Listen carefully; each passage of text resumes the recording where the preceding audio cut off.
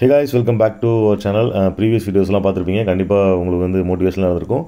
படிக்கணும்னு நினைக்கிற எல்லாத்தையுமே ஒரு பர்சன்டேஜ் வந்து படிக்கிறதுக்கு வந்து புஷ் பண்ணியிருக்கோம் அப்படின்னு நம்புகிறேன். நான் இன்றைக்கி என்னென்ன ப்ரிப்பேர் பண்ணேன் அப்படிங்கிறதுக்கு முன்னாடி நிறைய பேர் கமெண்ட்டில் கேட்டிருந்தீங்க என்ன பென் யூஸ் பண்ணுறீங்க அப்படின்னு சொல்லிட்டு. எல்லோரும் காமனாக யூஸ் பண்ணுற மாதிரி ஜெல் பென் தான். ஏன்னா பால் பாயிண்ட் கொஞ்சம் ஹெவியாக இருக்கும் எழுதுருக்கு. ஜெல் பென் வந்து கொஞ்சம் ஃப்ளூவெண்ட்டாக இருக்கும், ஈஸியாக இருக்கும், ரொம்ப கை வலிக்காத மாதிரி இருக்கும். லன்டூ அப்படிங்கிற பிராண்டு, இது ஏதோ சைனீஸ் மொழியிலலாம் போட்டிருக்கு. லன்டூ, LANTU. இந்த பென் வந்து எழுதுறதுக்கு ரொம்ப நல்லாயிருக்கு. நான் ஒரு டைம் வாங்கினேன், திரும்பவும் இந்த பென் அந்த கடையில் கிடைக்கல. இன்னும் 2-3 கடையில் சொல்லி வச்சுருக்கேன் இந்த மாதிரி வாங்கி வைங்க அப்படின்னு சொல்லிட்டு. பட் இது ஏதோ சைனீஸ் லாங்குவேஜ் மாதிரி எழுதியிருக்கு. எக்ஸாக்டாக தெரியல இது என்ன கண்ட்ரி அப்படின்னு சொல்லிட்டு. ஸோ நல்லாயிருக்கு எழுதுறதுக்கு. நீங்கள் காமனாக எல்லோரும் யூஸ் பண்ணுற மாதிரி ஜெல் பென் இந்த மாதிரி 15 to 20 ரூபீஸ்லாம் இருக்குது. இது ஒரு ஜெல் பென் தான், பட் இது ஒரு 15 ரூபீஸ் தான். இது வந்து இந்த லன்டூங்கிற பென் வந்து 20 ரூபீஸ்க்கு நான் வாங்கினேன். ஸோ இது கொஞ்சம் நல்லா பிராண்டடாக இருக்கிற மாதிரி, அதாவது குவாலிட்டி நல்லாயிருக்கு, எழுதுறதுக்கும் டிப்பு நல்லாயிருக்கும். அது என்னமோ தெரிலங்க, புக்கில் இருந்தாலும் சரி, டிஜிட்டலாக நோட்ஸ் இருந்தாலும் சரி, எனக்கு வந்து என் கைப்பட அந்த நோட்ஸ்லேருந்து ஹிண்ட் எடுத்தால் மட்டும்தான் நான் படித்த மாதிரி ஒரு ஃபீலே இருக்குது. ஏன்னா அது சொல்ல முடியாது. அது நம்மளுடைய ஹேண்ட் ரைட்டிங், நம்மளுடைய நோட்ஸ் அப்படிங்கும்போது நம்ம எதை நோட் பண்ணியிருக்கோம், எதை இம்பார்ட்டண்ட்டாக நம்ம எடுத்து அந்த இடத்துல வந்து வச்சுருக்கோம் அப்படிங்கிறது வந்து கண்டிப்பாக நம்ம ரீகால் பண்ணும்போது தெரியும்.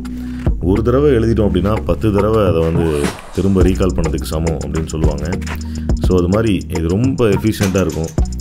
பட்டு எவ்வளோ பேருக்கு வந்து இது அப்ளிகபிள் அப்படின்னு தெரியல. சில பேர் அப்படியே புக்லேயே படிப்பாங்க, சில பேர் அவங்களுக்கு PDF இருந்தால் போதும், அந்தளவுக்கு கேப்பபிலிட்டி இருக்கும். ஒரு தடவை படித்தா போதும் மைண்டில் நினைக்கும். பட் எனக்கு வந்து ஒரு தடவை எழுதிட்டால் தான் அந்த ஏரியா வந்து தொட்ட மாதிரி, டச் பண்ண மாதிரி ஒரு ஃபீல் இருக்கும். ஸோ நீங்களும் ட்ரை பண்ணி பாருங்கள். நிறைய புக்ஸ் வந்து நம்ம சேனலில் ரிவ்யூஸ் பண்ணியிருப்போம். TNPSCக்கும் ரிவ்யூஸ் பண்ணியிருக்கோம், UPSCக்கும் வந்து ஒரு சில புக் வந்து ரிவ்யூ பண்ணியிருக்கேன். இப்போ வந்து ஆஸ்வால் புக்ஸ் அப்படின்னு சொல்லிட்டு ஒரு பப்ளிஷர் வந்து நம்மளை காண்டாக்ட் பண்ணியிருக்காங்க. அவங்களுக்கு வந்து நிறையா UPSC சோர்ஸஸ் வந்து ரெடி பண்ணுறாங்க. ஸோ சவுத் இந்தியன் பீப்புளுக்கு வந்து இதை கொண்டு போய் சேர்க்கணும் அப்படின்னாலும் நம்ம சேனலை காண்டாக்ட் பண்ணியிருக்காங்க. அவங்களுடைய அமேசான் பர்ச்சேஸ் லிங்க் வந்து இந்த வீடியோட டிஸ்கிரிப்ஷனில் நான் உங்களுக்கு மென்ஷன் பண்ணியிருக்கேன். ஸோ கண்டிப்பாக வந்து UPSC ப்ரிப்பேர் பண்ணுறவங்களுக்கு நோட்ஸ், அதாவது ஒரு மெட்டீரியல் கிடைக்கல, எப்படி ப்ரிப்பேர் பண்ணணும், அதெல்லாம் மார்க் டெஸ்ட்லாம் புக்காக கொடுக்குறாங்க. சில மார்க் டெஸ்ட்லாம் நம்ம வந்து டெஸ்ட் பேட்சாக ஜாயின் பண்ணோம்னா 10,000 அரௌண்ட் பே பண்ணுற மாதிரி இருக்கும். பட் இவங்க வந்துட்டு புக்காக கொடுக்கும்போது அது வந்து 10 to 15 மார்க் டெஸ்ட் இருக்குது. அதுக்கான எக்ஸ்ப்ளனேஷன்ஸும் கொடுக்குறாங்க. ஸோ நம்ம அந்த டெஸ்ட்டை அட்டன் பண்ணிட்டு அந்த புக்கு வழியே அந்த எக்ஸ்ப்ளனேஷனை பார்க்கும்போது நமக்கு ஈஸியாக இருக்கும். அதெல்லாம் ப்ரீவியஸ் இயர் கொஸ்டினையும் மார்க் டெஸ்ட் மாடலே கொடுக்குறாங்க. அதாவது previous year question paper without answer கொடுத்துருவாங்க. அதுக்கப்புறம் நீங்கள் அந்த டெஸ்ட் எழுதி பார்த்துட்டு அந்த ஆன்சரை வந்து நீங்கள் எவாலுவேட் பண்ணி பார்க்கலாம். டீட்டெயில்டு ஆன்சரோடு கொடுக்குறாங்க. CSATக்கு தனியாக டீட்டெயில் ஆன்சர் கொடுக்குறாங்க, அதாவது புக்லெட் கொடுக்குறாங்க. ப்ரீவியஸ் இயர் கொஸ்டினுக்கு 10 இயர்ஸோடைய ப்ரீவியஸ் இயர் கொஸ்டின் கொடுக்குறாங்க. GSக்கு தனியாக கொடுக்குறாங்க ப்ரிலிமினரிக்கு. தென் இதெல்லாம் தாண்டி சப்ஜெக்ட் வைஸ் வந்து செப்பரேட்டாக ஹிஸ்ட்ரி, பாலிட்டி அப்படின்னு சொல்லிட்டு 6th to 12th NCERT வந்து கவர் பண்ணி ஒரு பாயிண்ட் அவுட்டாக, அதாவது முக்கியமான ஏரியாஸ்லாம் கவர் பண்ணி அந்த புக்கில் கொடுத்துருக்காங்க. ஸோ அந்த புக்கை நான் வந்து அனலைஸ் பண்ணிகிட்ருக்கேன். வரும் வீடியோவில் அந்த புக்குடைய ரிவ்யூ, ஃபிசிக்கலாக அந்த புக்கை காட்டி அந்த புக்கில் என்னென்ன கண்டென்ட் இருக்குது அப்படிங்கிற டீட்டெயில் ரிவ்யூ வேணும் அப்படிங்கிறவங்க கமெண்ட் பண்ணுங்கள். பார்க்கலாம் எவ்வளோ பேர் வந்து அந்த புக்கை ரிவ்யூ பார்க்குறதுக்கு இன்ட்ரெஸ்ட்டாக இருக்கீங்க அப்படின்னு சொல்லிட்டு. இந்த ஆஸ்வால் புக்ஸுடைய பர்ச்சேஸ் லிங்க் வந்து நம்ம இந்த வீடியோ டிஸ்கிரிப்ஷனில் கொடுத்துருக்கேன். நீங்கள் வேணுங்கிறவங்க அதில் போய் பர்ச்சேஸ் பண்ணிக்கலாம். பட் அதெல்லாம் இன்னொரு ஆஃபர் ஒன்று கொடுக்குறாங்க. அதாவது இ-புக் ஃபார்மேட்டில் ஒரு புக் வந்து லிமிட்டட் ஆஃபர் அப்படின்னு சொல்லி கொடுத்துருக்காங்க. அதனுடைய லிங்க்கையும் நான் வந்து இந்த வீடியோட டிஸ்கிரிப்ஷனில் பேஸ்ட் பண்ணியிருக்கேன். ஸோ கண்டிப்பாக நம்ம UPSCக்கு ஒரு ஐடியா இல்லை, நல்ல மெட்டீரியல் வேணும், பட் ஒரு அஃபோர்டபுள் ப்ரைஸில் வேணும் அப்படின்னு நினைக்கிறவங்க இதை நீங்கள் கன்சிடர் பண்ணலாம். புக்குடைய ரிவ்யூஸும் நான் அந்த அப்கமிங் வீடியோஸில் சொல்கிறேன். ஸோ இன்றைக்கி வந்து நான் வந்து art and culture, Indian dances of India, அதாவது ஆர்ட் அண்ட் கல்ச்சரில் வந்து முக்கியமான ஏரியா. நம்ம கல்ச்சர்னாவே அந்த நடனங்கள், என்னென்ன மியூசிக்ஸு, என்னென்ன லாங்குவேஜ், என்னென்ன லிட்ரேச்சர்ஸ்லாம் யூஸ் பண்ணுறோம் அப்படிங்கிறது எல்லாமே நமக்கு படிக்க வேண்டியது இருக்கும். ஸோ அந்த வரிசையில் வந்து இன்றைக்கி டான்ஸஸ் ஆஃப் இந்தியா அப்படின்னு சொல்லிட்டு ஒரு டாபிக் எடுத்திருக்கேன். ஆர்ட் அண்ட் கல்ச்சர் புக்கில் இருக்குது, நம்ம NCERT புக்ஸ்லாம் அது கவர் ஆகுது. தென் இதில் வந்து ஹிஸ்டாரிக்கல் பேக்ரவுண்ட் அப்படின்னு சொல்லி பார்த்தா ஒரு 4 சொல்கிறாங்க. சிவதாண்டவம், பிம்பேத்கா குகையில் இருக்கிற அந்த டான்ஸிங் ஓவியங்கள், ஸ்கல்ப்சர் ஆஃப் பிரான்ஸ் டான்ஸிங்கில் ஹரப்பன் சிவிலைசேஷன் எடுத்தது. அடுத்து பாரத முனி அவர்களுடைய நாட்டிய சாஸ்திரம். அதான் வந்து first formal mention of dance. ஃபார்மலாக ஒரு எழுதப்பட்ட ஒரு, அதாவது என்ன சொல்கிறது, முறையான எவிடன்ஸ் வந்து அதுதான் அந்த பாரத முனியோடைய நாட்டிய சாஸ்திரா. கிட்டத்தட்ட 9 கிளாசிக்கல் டான்ஸஸ் வந்து மினிஸ்ட்ரி ஆஃப் கல்ச்சர் அவங்க வந்து ரெக்கக்னைஸ் பண்ணியிருக்காங்க.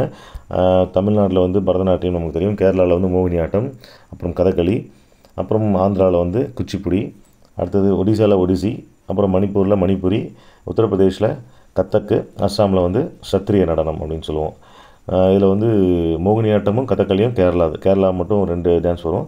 அடுத்து 9வது வந்து சவ் அப்படின்னு சொல்லி ஒரு கிளாசிக்கல் டான்ஸ் வந்து யுனெஸ்கோ வந்து ரெப்ரசென்ட் பண்ணியிருக்கு நம்ம இந்திய நடனம்.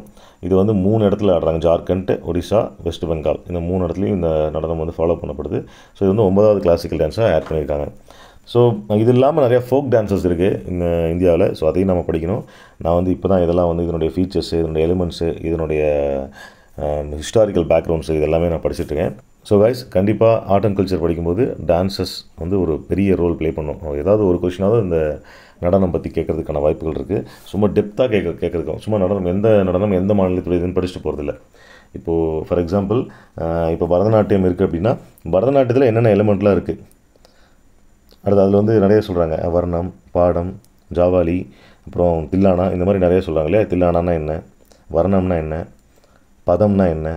ஸோ இது எல்லாமே நம்ம வந்து தனித்தனியாக டெப்த்தாக படிச்சுட்டு போகணும். இன்னொரு எக்ஸாம்பிள் சொல்லணும் அப்படின்னா ஆந்திரா பிரதேஷில் வந்து குச்சிப்புடி அப்படிங்கிற டான்ஸ் அதாவது கிளாசிக்கல் டான்ஸு குசேலவபுரி, அதாவது குசேலபுரம் அப்படிங்கிற வில்லேஜ் அப்படிங்கிற அந்த நேமை வச்சு அந்த டான்ஸுக்கு பேர் வச்சுருக்காங்க. ஸோ இதில் வந்து பாகவதலு அப்படிங்கிறவங்க வந்து மேல் டெம்பிள் டான்ஸர்ஸ் தான். பாகவதலு அப்படிங்கிறது எந்த நாட்டியத்துடன் தொடர்புடையது அப்படின்னு கேட்கலாம், எந்த கல்ச்சரோடு தொடர்புடையதுன்னு கேட்கலாம். ஸோ இந்த மாதிரி டெப்த்தாக படிச்சுக்கோங்க. சும்மா மேலோட்டமாக படிச்சு போகிறதுனால நம்ம வந்து அந்த கொஷின் அட்டன் பண்ண முடியாது. So guys, time is over நான் 10 மணிக்கு படிக்க ஸ்டார்ட் பண்ணேன். இப்போ கிட்டத்தட்ட மணி 12 போகுது. ஸோ இப்போ வந்து இவ்வளோ நேரத்தில் அந்த கிளாசிக்கல் டான்ஸஸ் மட்டும் தான் கவர் பண்ண முடிஞ்சு. இன்னும் ஃபோக் டான்ஸஸ்லாம் இருக்குது. ஸோ மார்னிங் ஏர்லி ஏஞ்சி கவர் பண்ணிக்கலாம். ஸோ நம்ம வீடியோஸ் வந்து உங்களுக்கு பிடிச்சிருந்தா லைக் பண்ணுங்கள். யூபிஎஸ்சி படிக்கிற உங்கள் ஃப்ரெண்ட்ஸ்க்கும் ஷேர் பண்ணுங்கள். கண்டினியூவாக வாட்ச் பண்ணுங்கள். தேங்க்யூ. பாய்.